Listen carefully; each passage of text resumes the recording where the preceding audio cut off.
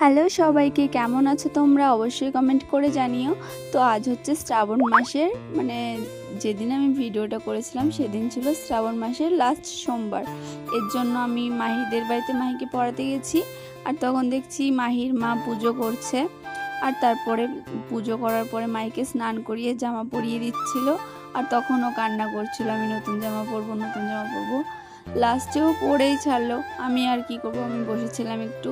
তারপরে বৌদি আমাকে প্রসাদ দিয়ে দিল। আমি সেটাই বসে বসে খাচ্ছিলাম। ভাবলাম মাহিকেও একটু খাইয়ে দিই।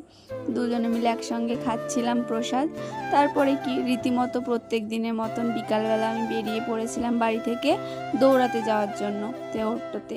তো দেখো সন্ধে সন্ধে হয়েই এসছে, আর এই টাইমে ওরা দৌড়াবে, তাই বলেছে। আমি একা বললে তো কিছু হবে না। আমি বলেছি ওদের যে আমার বাড়ি একটু দূরে, তোরা একটু চেষ্টা কর আগে আসার।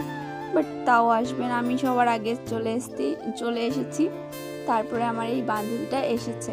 তারপরে আমরা ওয়েট করছিলাম আরেকটা বান্ধবীর আসার। আরও দুটো বান্ধবী আসে, বাট ওরা এখনও আসেনি, মানে আসবে না ওরা আজকে আমরা এই তিনজনই রানিং করব। তো চলো রানিং করা যাক।